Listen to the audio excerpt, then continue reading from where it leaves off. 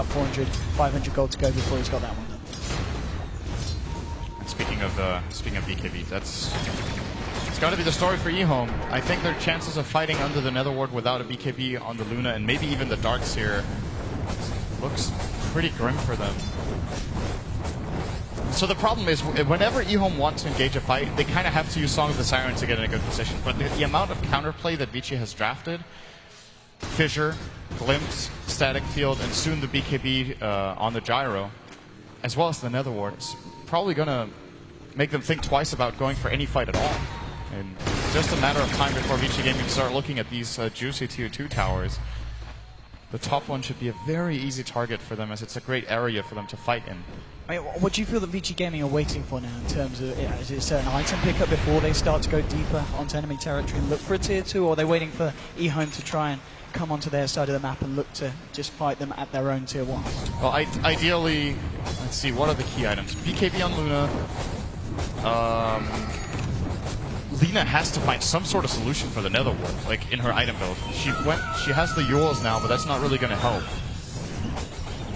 The Darkseer is going to need, so perhaps a blink on RRTK and they just land a super combo and they can try to fight into the BKB Gyro and the Nether Ward.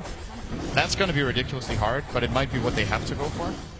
So yeah, I'm going to say that. Blink, Darkseer, and the BKB on Luna, absolute minimum to be able to win team fights. Now, of course, they can look for skirmishes. That's still not out of the question. You can try to smoke up with a Rubik and Lina. Should make for a pretty easy single pick-off on most of the Radiant heroes who, of course, do have that innate weakness that they have very low health pools. How? He's feeling pretty confident up here.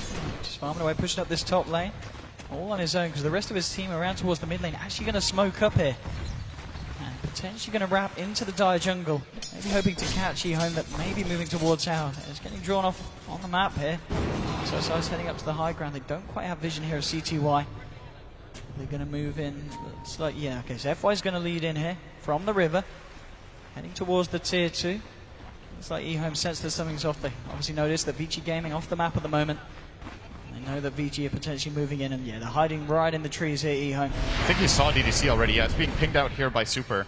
They could probably just dive for this one. Dropping the kinetic field here, won't catch anyone, but will trap C2 on the other side. And now DDC, oh, he's actually stolen a Nether Ward here, so this might be pretty useful in the fight. There's 2 Nether Wards down, 1 for each side here. Lanham with the ult will be able to take down Vici Gaming's Nether Ward, and now the fight will continue. Super getting low pots. The mech is not going to save them. How moving in now with the BKB, trying to find RTK. RTK's got the mech, he's going to surge himself out here.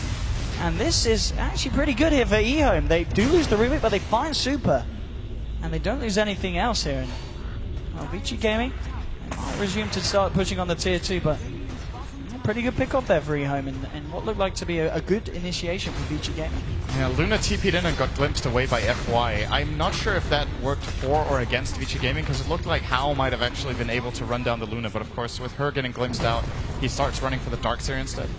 And it ends up being just a 1-for-1. They don't get the tower. Hao uses his BKB, in my opinion, a little bit prematurely there as well. He used it very early running in. I guess he wanted to make sure he got the cooldown off during the Song of the Siren. And they didn't get the best fight of it, out of it, as you mentioned, but also not a disaster. I think this is just that, you know, they're going to get the tier 2 now, because they can just run out again with Pugna. They know Song is on cooldown. They know Wall is on cooldown. They know Eclipse is on cooldown. And if you look at their team, they don't have these key long cooldown ultimates. Zeus ulti is 90 seconds. Disruptor ult is currently also 90 seconds. Echo Slime is not being used right now. It's a long cooldown, but they don't need it. He's all about the Fissure right now.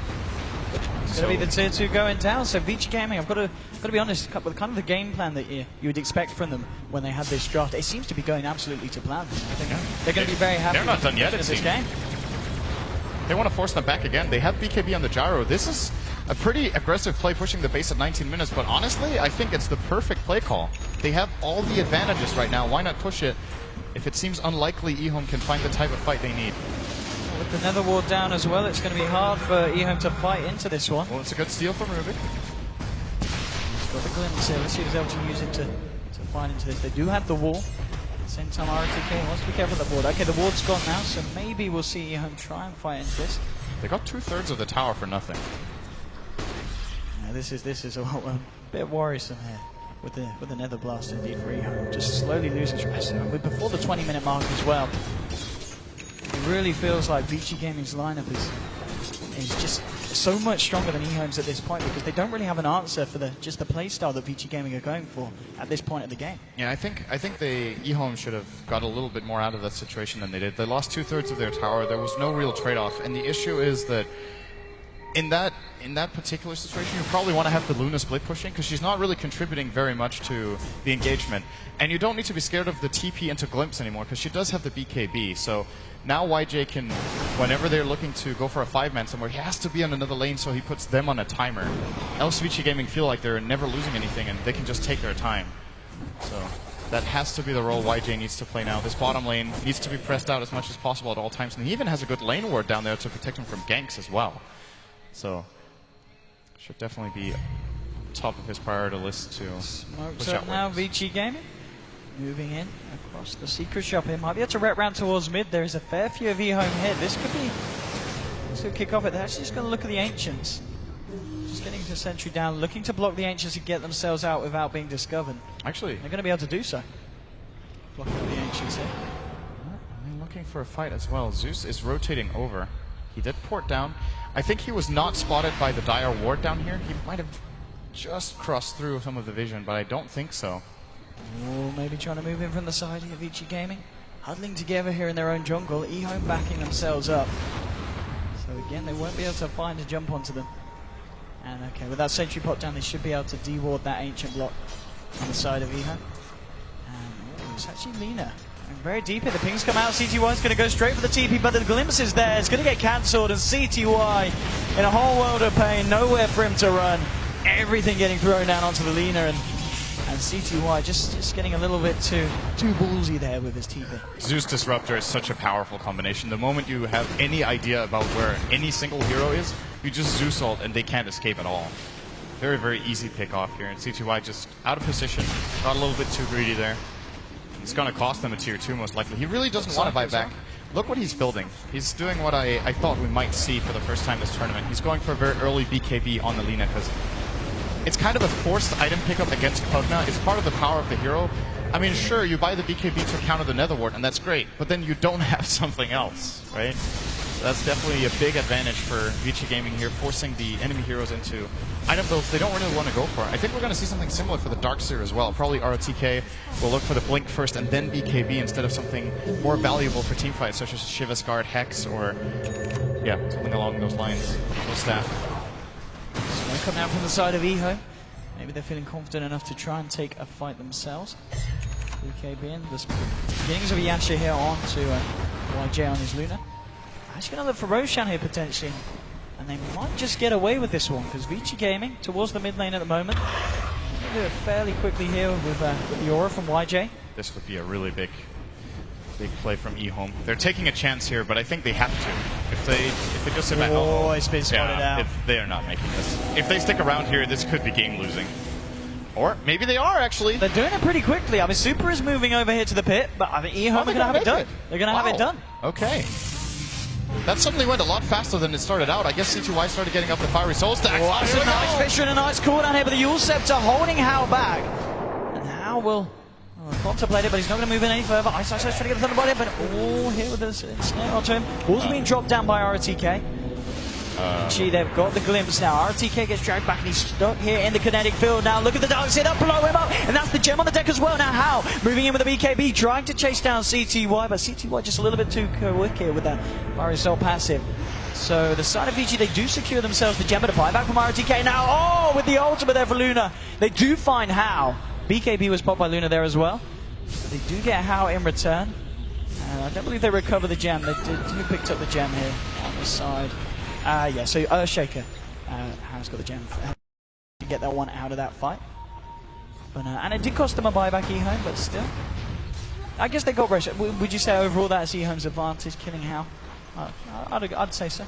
Yeah, they have the Aegis and they got Hao. I think that's good enough. Even though they buy back the Darkseer, which turned out to be completely unnecessary. Maybe it put pressure on VG, so they pulled back, but I think they had to do that anyway. So a little bit of a rush decision, in my opinion, from RTK, but it's one of those very difficult moments where you need to realize, okay, how far ahead are we really? There's no BKB on Gyro, it was on cooldown. We have the Yules out on Lina and can kill him easily, so... He's got BKB again now as well on CTY. Guess who's also got one? exact same time, it's the Pugna. And of course, you look over the eHome lineup, their physical damage right now is extremely limited. Luna needs time to come online. He hits for 200 right now, which is great, but you can't really run in close with Luna against the Pugna right now. It's pretty unlikely that he'll be able to succeed in blocking and running him down and killing him off. And the Laguna Blade, of course. If you're C2Y now, you want to get that Aghanim Scepter so you can get Pugna out of the way if possible, or the Gyro. But your build has been delayed by about 4,000 gold because of that BKB. Oh, Thunderbolt Draft just coming out at the time. Yeah, may have looked to smoke up. At least you know now that it's down. It's not going to come out against Super. Has hit level 11 here. And what does he go for now himself after the BKB? Does he go for Ags here on the Pugna? There's a couple of avenues he could think about here. One of them would be a Necro Book. I think maybe it's a little bit too late for that. Luna's also really good at clearing them out with the BKB. Alternatively, he could go for the Axe, like you said, and just try to, you know, he could be like a medic for the Gyro, basically, so he can siege high ground. And alternatives, Octarine Core is actually not that bad on this hero. The cooldown reduction is really, really good.